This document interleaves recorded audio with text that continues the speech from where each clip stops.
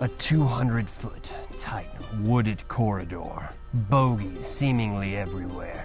No disc seems to find the line. Where some believe there's no line, one unlikely hero will show us the way. I take that back. There's not a line.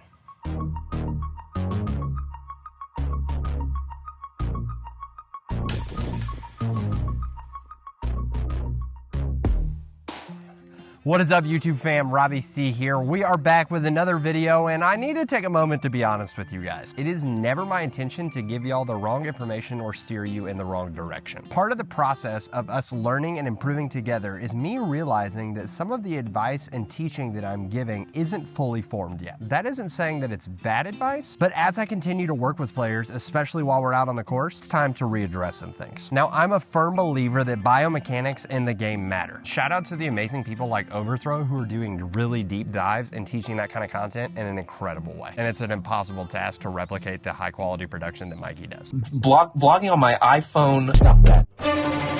But regardless of whether your left side is engaging or you're throwing nose down, I firmly believe that simply decision making can help us shave a ton of strokes off of our game. In fact, I want to do a series trying to find players who can only throw maybe 250 feet backhand, maybe 150 to 200 feet forehand, and can make putts about 15 feet and in, and see if we can improve their score on a course simply by me making the decision making, not them. If that's a series you'd be interested in seeing, let me know in the comments below, and also what would we name it? Which takes me to today's clarification. I've said in the past that in order to find success, you want to throw the slowest disc possible on every single shot. But after watching many players out there on the course, I've realized that's not entirely true. Here's a fun fact for you guys. I'd be willing to bet that at least 10 to 15% of the people who watch these videos can actually throw a Frisbee farther than I can. I have never claimed to be the farthest thrower in the world, but when I play with amateurs especially who can throw farther than me, I'm rarely scared that they're going to outscore me. And that's because of the added caveat we're going to call the putter principle. This principle is simple, and you've probably seen it out there on the course. If the player can reach said distance with a putter, it is their obligation to not only throw said putter, but to inform the card that they threw said putter. It's a real thing, y'all. Trust me. Now, lots of people who fall victim to the putter principle have embraced the teaching that I've given all throughout the channel of trying to throw the slowest disc possible. So they might be saying, Mr. YouTube man, it's a little confusing. First you tell us to throw slow discs, and now you're making fun of us for throwing slow discs?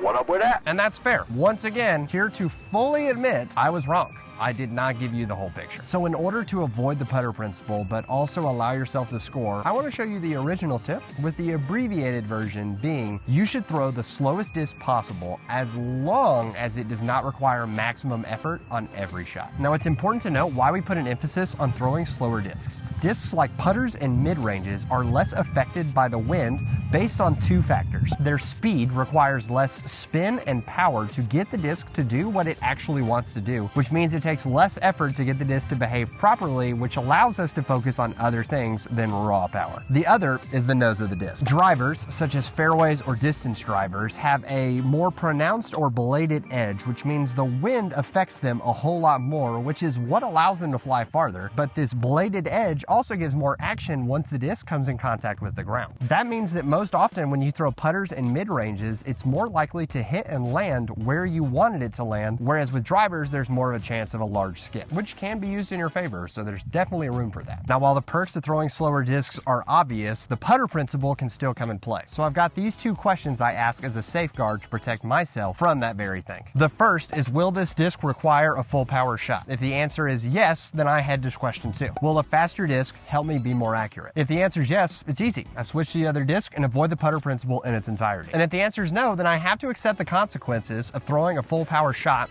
whether good or bad, or I can go with option C, which is to power down on this disc and just accept an incredibly safe result. And sometimes, even though you make all the right decisions, you still end up making a bad shot.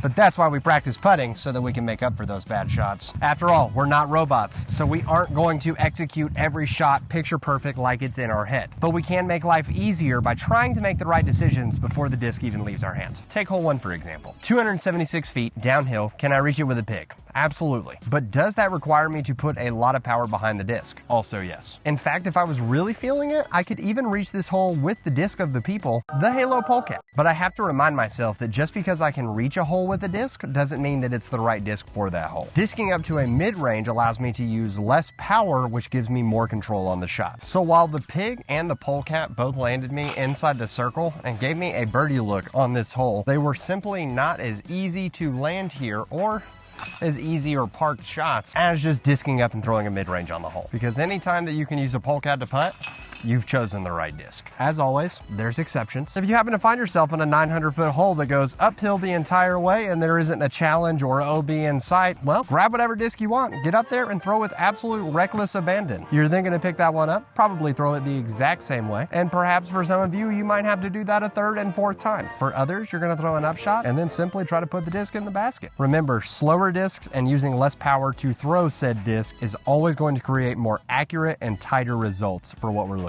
for. So trust me, I get it. I know there are holes that you wish you could throw a mid-range or a putter at, but right now that's just not in the cards for you. But remember, we're trying to score well, and for right now, that may mean that you need to throw a bit of a faster disc to have more control. The longer that I play an Open, the more I wish I could be throwing putters with everyone else. And honestly, I'm okay with it. You know why? There are no pictures on the scorecard, so if I take the same score as everybody else throwing a different type of disc, that's a-okay with me. And if that gives me an easier putt or a better score,